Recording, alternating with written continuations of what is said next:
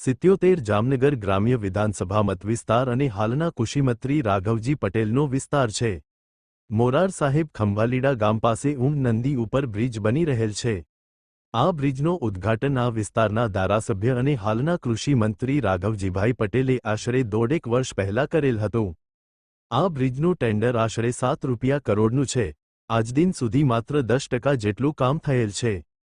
ખભાલીડા ગામની ખેતીની જમીન અને ગૌચરની જમીન પર જવાનો મુખ્ય રસ્તો છે તેમજ ખભાલીડાથી ખીજડીયા, રોજિયા, જામુતલી, કાલાવડ, દાગડા ફલા, રણજીતપર, ખિલોસ, લાખાણી જેવા 10-12 ગામને જોડતો આ રસ્તો છે. ચોમાસામાં નંદીમાં પાણી હોવાથી ખેડૂતોને ખેતરે જવા જામનગર રાજકોટ હાઈવે રોડ પરથી જવું છે તે આશરે 20 કિલોમીટર જેટલું અંતર છે. અહીંના ખેડૂતો અને માલઢોરને બહુ હાલાકી ભોગવવી પડે છે. અનેક વખત કૃષિમંત્રીને રજૂઆત કરવામાં આવી છે પણ આજ સુધી કોઈ ઉકેલ આવ્યો નથી. અહેવાલ કરણસિંહ પી જાડેજા, ધ્રોલ. આ ગામો છે મિત્રો, આપ જુઓ અહીંયા કામ ચાલુ છે, એક બ્રિજનું કામ. આ કામ છેલ્લા 1.5 વર્ષથી બંધ પડ્યું છે. અહીંયા એમના સળિયા છે.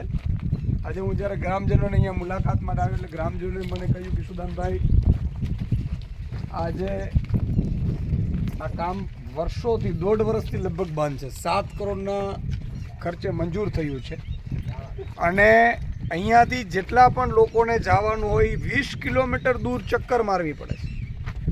તમે વિચાર કરો, ભાજપ સરકાર અને એના નેતાઓ એટલા નમાલા છે, પાણી વગરના છે, એમને પ્રજાની ખબર નહીં પડી જ નથી. મુખ્યમંત્રી અહીંથી હેલિકોપ્ટરથી ઉડે છે, એકવાર નીચે આવે તો ખબર પડે. અને મુખ્યમંત્રીએ, કારણ કે એને તો ચાર્ટર પ્લેન મળી ગયું છે, હેલિકોપ્ટર મળી ગયું છે, ગાડીઓનો કાફલો મળી ગયો છે, સિક્યુરિટી મળી ગઈ છે. મુખ્યમંત્રી જાણે એમ જ છે કે હવે પ્રજા કઈ ભાડમાં. કેટલા બ્રિજ ચાલે છે આ રાજ્યમાં, કેટલા બંધ પડ્યા છે. હું તો અહીંયા આવ્યો ખંભાલીડા ગામમાં. અહીંયા ખંભાલીડા 1 ને 2 છે, બરાબર છે. તો આ મોરાર સાહેબની આ જગ્યા છે, મોરાર સાહેબની અહીંયા સમાધિઓ છે. કેટલા આ ડેમનું આ બ્રિજનું કામ, આ ઊંડ નદી છે, ઊંડ નદી પર જે આ બ્રિજનું કામ છેલ્લા 1.5 વર્ષથી બંધ છે. તમે વિચાર કરો, ટોલ નાકું આવે છે, ત્યાંથી આ ગ્રામજનોએ 3 થી 4 હજાર વીઘા જમીન સામે કાંઠે આવેલી છે. હવે મુખ્યમંત્રીની કામ શું છે? મુખ્યમંત્રીનું કામ ઉદ્ઘાટનો કરવાનું નથી ભાઈ.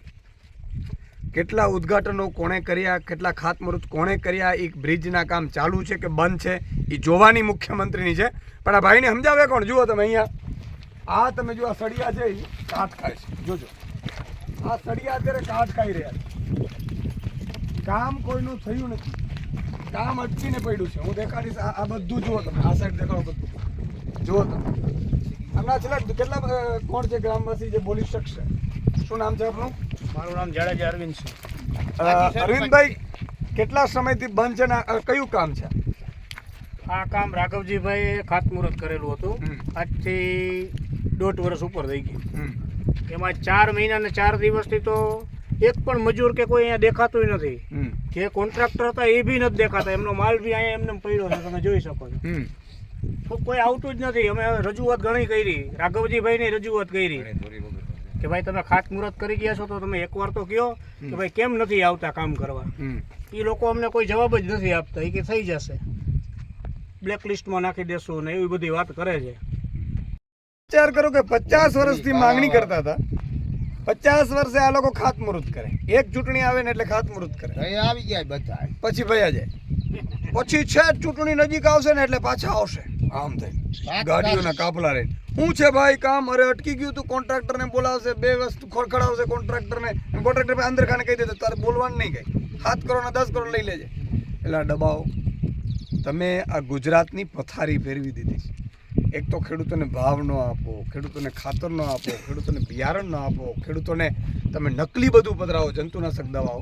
હવે એની જમીન માટે જવાના આ કામ તો મુખ્ય છે. સારી સ્કૂલ તો તમે આપતા નથી, હોસ્પિટલો નથી આપતા, બધું અમારે કરવાનું.